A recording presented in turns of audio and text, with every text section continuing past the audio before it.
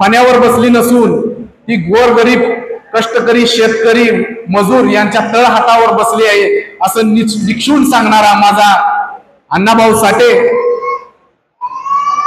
बोला पुंडलिक वरदेव हरी विठ्ठल म्हणत ज्यानं पहिल्यांदा दिल्लीच्या संसदेत मराठीत शपथ घेतली व दिल्लीची संसद दणाणून सोडली तो माझा वाळवा तालुक्याचा ढाण्यावाग सांगली जिल्ह्याचा ढाण्यावाग क्रांतिसिंह नाना पाटील यांना मी अभिवादन करतो। क्रांतिसिंहांचं जर जन्मगाव वाळवा असलं तर त्यांचं पालन पोषण हे जत तालुक्याने केलंय। त्यांचं पालन पोषण या जतच्या माळा रानाने केलंय, इथल्या दगडगोंड्याने केलंय, इथल्या कुसाळाने केलंय। क्रांतिसिंह जेव्हा वाळवा तालुक्यातून इंग्रज सरकारच्या तावडीतून सुटून जेव्हा पळून आले तेव्हा या जतच्या माळा रानाने त्यांना आसरा दिला आणि याच क्रांतिसिंहांच्या विचारधारेनं महाराष्ट्रातील 288 आमदारांपैकी एकमेव आमदार जो पायाला घुंगरी बांधून कष्टकऱ्यांच्यासाठी अपंगांच्यासाठी दिव्यांगांच्यासाठी भांडत असेल तर तो आमचा नामदार बच्चूभाऊ कडू आहे।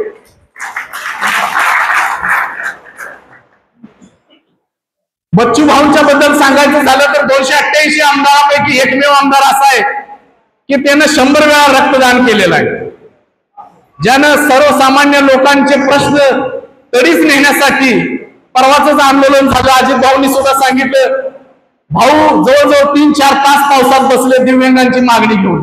त्यावेळी एक तिथला फोटो आला भाऊंच्या पायाला सुजलेला, तेव्हा मनात असं घट्ट काही चर्र झालं की आपण जायला पाहिजे होतं तिथे, भाऊंच्या खांद्याला खांदा लावून लढायला पाहिजे होतं। दिनांक मला आठवतंय 31 ऑक्टोबर 2023 ला मला रात्री 9 वाजता सुनील भाऊंचा मला फोन आला। 31 ऑक्टोबर 2023 ला मला रात्री फोन आला सुनील भाऊंचा की दिग्विजय भैया जत मध्ये दुष्काळाची परिस्थिती आहे, पिकांना काही पाणी उपलब्ध नाही, ऊसाचं क्षेत्र जे काय आहे ते वाळून जायला लागले, तलाठी काही पंचनामा करणं झाल्यात, कृषी विभाग काही लक्ष देणं झालाय। तर म्हटलं आपण याच्यावर काहीतरी ठाम एखादा आंदोलन घेऊ आपण किंवा एखादा प्रश्न तहसीलदाराकडे निवेदन घेऊन जाऊ। मी उद्या जतला येतो, पण त्यांची मनाची अवस्था होती की जत मध्ये पूर्णपणे सगळा शेतीचा प्रश्न कोलॅप्स झालाय आणि 1 तारखेला मला सकाळी 9 वाजता फोन आला तहसीलदाराची गाडी फुटली म्हणून। त्या मुजोर तहसीलदाराला शेतीचे पंचनामे करायला वेळ नाही, दिव्यांगांच्या पगाराकडे लक्ष द्यायला वेळ नाही, संजय गांधी निराधारची बैठक घ्यायला वेळ नाही, तर आमच्या या बच्चूभाऊच्या पिल्यांना 9 वाजता सकाळी सूरज उगवायच्या आधी त्या तहसीलदाराची गाडी जाऊन फोडली आणि स्वतः जाऊन पोलीस स्टेशनला हजर झाला।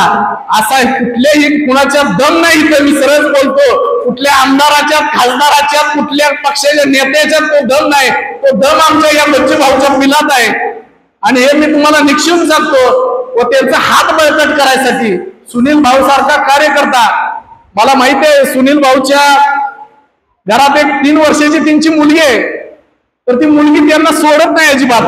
मला सुद्धा 2-2.5 वर्षाची मला पण जुळी 2 मुलं आहेत, एक मुलगी मुलगा, मला सुद्धा ती सोडत नाहीत घरातून बाहेर जाताना, ती मागे लागून येतात।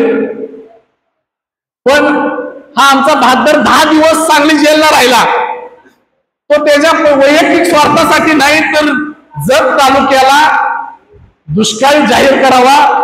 तहसीलदाराची गाडी फुटली, त्यानंतर मुख्यमंत्र्यांनी बैठक लावली, मग इथले सगळे आंडू पांडू पुढारी सगळे या बैठकीचं श्रेय घ्यायसाठी मुंबईला पळाले।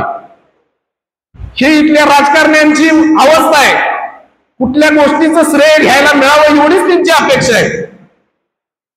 आज स्वातंत्र्याचा अमृत महोत्सव झाला, 75 वर्ष स्वातंत्र्याला पूर्ण झाली, पण तुमच्या ज्या मूलभूत गरजा आहेत अन्न वस्त्र पाणी निवारा ह्या सुद्धा पूर्ण झाल्या नाहीत। 21वे शतक संपत आलं तरी सुद्धा माझ्या शेतकऱ्याच्या शेतीमालाचं वजन सुद्धा व्यवस्थित होत नाही। टनाला 200-300 किलोचा काटा मारला जातो।